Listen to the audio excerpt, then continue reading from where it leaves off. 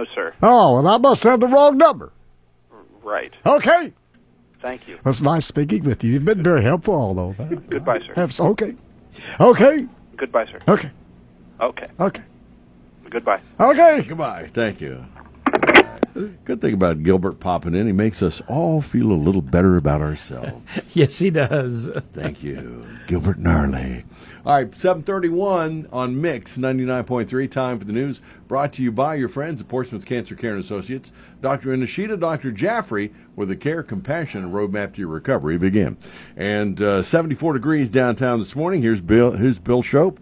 Thank you, Steve, and good morning, everyone. A recent grant award is going to enhance some operational needs at the Greater Portsmouth Area Regional Airport. News correspondent Nate Markham has the latest development. Approximately 1 month ago, the Scioto County Commissioners gave Portsmouth Regional Airport Board President Troy Huff permission to apply for a grant from the FAA for precision approach path indicator lights for the airport. The airport board recently received welcome news that they have been awarded the grant. At their usual Thursday morning meeting, the Scioto County Commissioners passed a resolution authorizing Board Chairman Commissioner Brian Davis to sign the grant and cement its reception. From the all-new Mix 99.3 and Fox Sports News Center, I'm Nate Markham.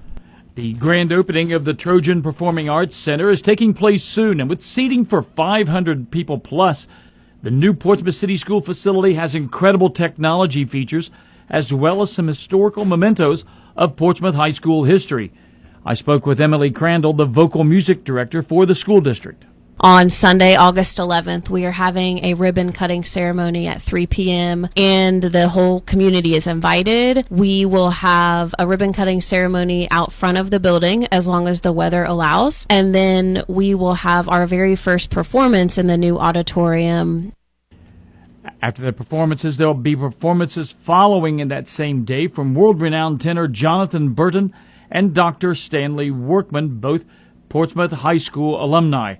Ralph Applegate, the construction coordinator for the project, said the Performing Arts Center was always a part of the plan regarding the district's construction design. This was the third component of that vision, was to have a auditorium. The original auditorium with the old school was 1911. And when we demoed the building, we tried to bring over or save some of the artifacts that were in the old facilities. And when you have the opportunity to go into this new auditorium, you'll see some of those things. You'll see the big chandeliers. You'll see the sconces. You'll see the old PHS emblem that was on the stage curtain that was originally 1911. So we've tried to bring part of that in, just like we did with the main buildings.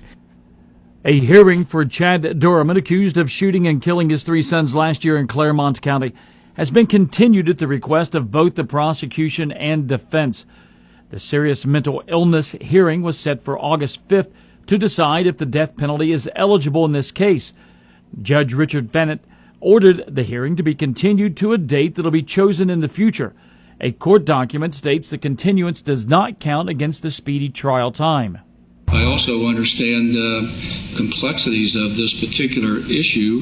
I'm certainly not clairvoyant, but the decision in this case would have significant ramifications on the very nature of the trial. That was Judge Farrett. Now, Dorman's attorneys filed a motion earlier this year requesting the court exclude the death penalty due to Dorman's serious mental illness. Dorman was indicted on a total of 21 charges, including 9 counts of aggravated murder. If convicted and if the ruling stands, he faces the death penalty. For Mix 99.3 News, I'm Bill Shope. Well, I guess The Rock is pretty popular, but maybe not so much as far as recruiting for the military. I would have thought he'd be a natural for it. No. Apparently the U.S. Army spent $11 million an endorsement deal with Dwayne "The Rock" Johnson, who was supposed to boost enlistment into the Army, but it had the opposite effect. God. So apparently The Rock, in that position just wasn't his normal rockish self, I guess. Well, there's a lot of gold there to tarnish, but I mean, Yeah. that's the first negative thing you really hear about him. Right, yeah, $11 million, man. We're not saying that the Army has wasted $11 million, but just think of it, Bill. For that kind of money, they could have bought a couple more hammers and a a toilet. Son, you have an oblique sense of humor. Yeah. All right. Go Rock. We still love you. All right, Absolutely. man. All right, man. This update brought to you this morning by Portsmouth Cancer Care and Associates. Dr. Nishida, Dr. Jaffrey, with the care, compassion, and roadmap to your recovery begin. For over 30 years, Dr. Nishida and his staff at Portsmouth Cancer Care and Associates have been changing lives with the most comprehensive treatment and cure for cancer in the area.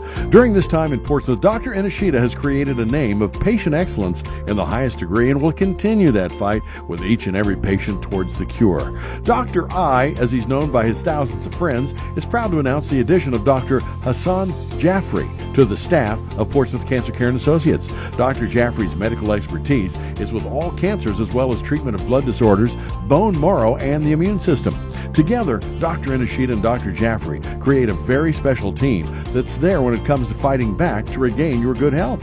Feel free to stop in and welcome Dr. Jaffrey to the staff at 916 11th Street or call 353-4884. It's Portsmouth Cancer Care and Associates of Portsmouth, always there with the care, the compassion, and the roadmap to your recovery. And good morning. It's 7:38 downtown. We still got cloudy skies. It is 74 degrees and ONN. This is ONN. I'm Jay Fox on the Ohio News Network. A civil rights complaint was filed in response to a plan to upgrade Cincinnati's Brent Spence Bridge and the roadways surrounding it. ONN's Angela Ann has more. The Greater Cincinnati Coalition for Transit and Sustainable Development filed a federal complaint saying the $3.6 billion project violates the Civil Rights Act of 1964. They allege the plan will significantly impact Black, Latino, and low-income communities in Cincinnati and Northern Kentucky by displacing businesses, disrupting public transit connectivity, and increasing pollution. Residents voiced concerns that outside companies will benefit from the project and local residents will not get any of the jobs it creates. In Northwest Ohio, a military aircraft experienced an issue during a flight on Wednesday. Dan Cummins of ONN affiliate WTOL-TV in Toledo has the story. An F-16 fighter jet from the Ohio National Guard's 180th Fighter Wing had an in-flight emergency. The emergency was due to a fuel tank issue. One of the fuel tanks began breaking apart during the flight, scattering debris across a shopping center parking lot up in Michigan before the crew dropped the damaged tank into the Tawas Bay. The aircraft landed safely at the 180th Fighter Wing. In Northeast Ohio, the Riverbend Hotel and Suites is a brand new hotel in Ashtabula with views of Lake Erie, the river, and the lift bridge. The hotel pays homage to the area's industrial heritage and features a rooftop bar. For the Ohio News Network, I'm Jay Fox.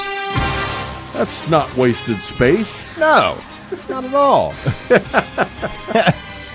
It is time for sports, brought to you by Collier Medical. Don't forget they're there for you. 1661 State Route 522. Good folks, and again, they've got occupational medicine with Jamie Reynolds. Anytime you can use the rooftop for good quality space, that's a good thing. Good Absolutely. planning. Who's the country singer? His name is just totally escaping me. That threw something off a rooftop in Nashville here a couple months ago. That got in all kinds Morgan of trouble. Wallen? Morgan Wallen, yeah. Yeah. Just keep Morgan Wallen off the top of the roof, and you'll be fine. Yeah. Those chairs can hurt when they come tumbling down from about 6 stories. That they can. All right. Time for sports. Well, we had no Reds baseball last night, but that's not going to be the case tonight. Hopefully, we keep the rain away, and here's Chuck with more. If the rain stays away, the Reds will play, and there will be fireworks. It's Fireworks Friday at GABP. The Reds will host the San Francisco Giants tonight, and you can hear this evening's contest on Fox Sportsmouth AM 1260 and 95.7 FM. Coverage will start at 6:40, leading up to the 7:10 first pitch. Andrew Abbott will climb the mound for Cincinnati, while San Francisco will counter with Kyle Harrison. Cincinnati goes into the weekend 9 games out in the National League Central standings. The Reds are currently 4 games under the 500 mark. San Francisco is very, very similar as far as records are concerned. The Giants are 2 games under 500, and these two teams are only a game apart in the National League wild card race. The Giants are 4.5 back, while Cincy is 5.5 back. The Cleveland Guardians took down Baltimore 10-3 yesterday. Those two will hook up in Cleveland again this evening at 7:10. The Guardians have a 6-game lead in the American League Central.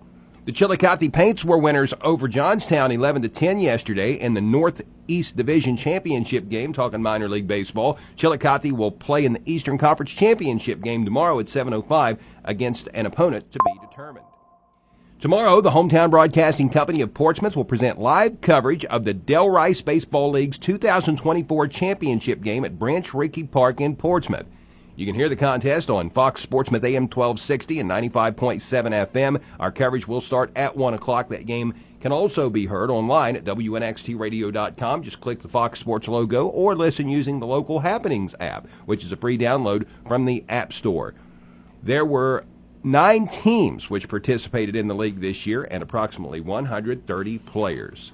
Yesterday was another really good day for the United States at the Olympic Games in Paris. At day's end, the U.S. had 38 medals, 11 more than second-place France. Gymnast Simone Biles won gold in the women's all-around. That's the second time the 27-year-old Biles has accomplished that. The first time was 8 years ago in Rio. Fellow American Suni Lee earned bronze. The U.S. women's basketball team was a winner over Belgium yesterday, 87-74, and at the swimming pool, the U.S. women's 4x200-meter freestyle relay team took silver, making Katie Ledecky the most decorated American woman in Olympic history with 13 total medals.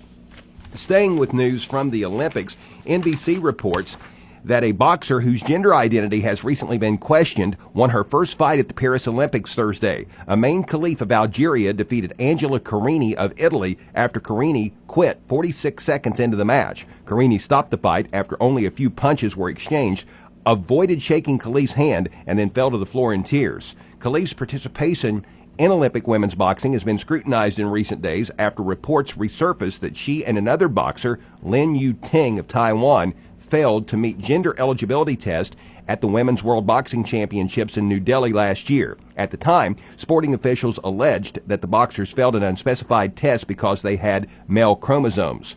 Khalif, who is 25, has always competed as a woman, including during the Tokyo Olympics, and there's no indication that she identifies as transgender or intersex. Carini said she ended Thursday's fight because she felt a severe pain in her nose. She added that she is not qualified to decide whether Khalif should have been allowed to compete.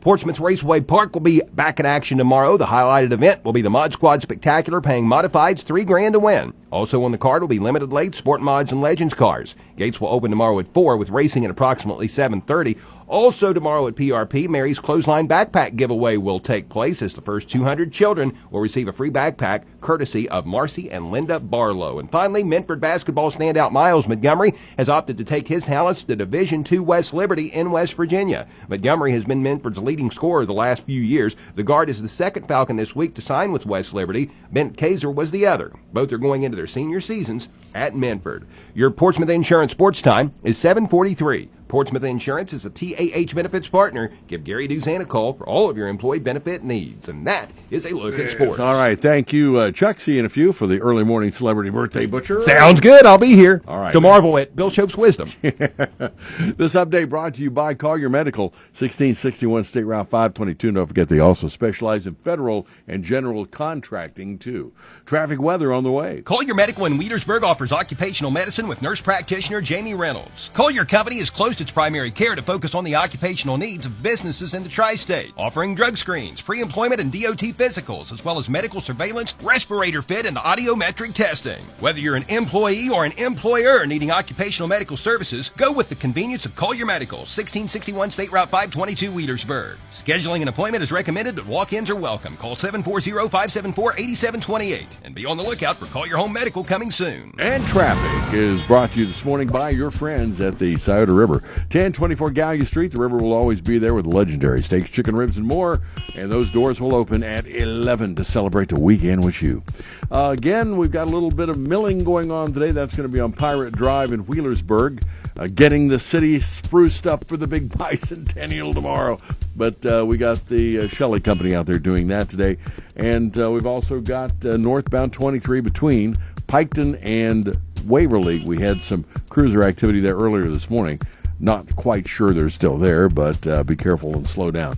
But if you see something we need to know about, give us a call, 354-1993. Traffic and service of your friends at the Scioto River opens 7 days a week. Weather's the service of the Counseling Center's Crisis Center, the region's resource for mental health, substance abuse, and family crises. 24/7 clinical services, medical care, shelter, food, and transport available. The crisis hotline is 740-354-1010. TCC's main line, 740-354-6685. first alert forecast from WSAZ. It's an alert day today for those isolated showers and storms becoming more numerous again in the afternoon and evening. Partly sunny and tropical skies, otherwise highs in the upper 80s, but look out for those downpours that can cause more spot flooding. Patchy clouds and fog tonight with gradually fewer showers, lows in the upper 60s. Partly mostly cloudy on Saturday, occasional showers, finally not as hot with highs in the mid 80s. I'm WSAZ News Channel 3 meteorologist Brandon Butcher.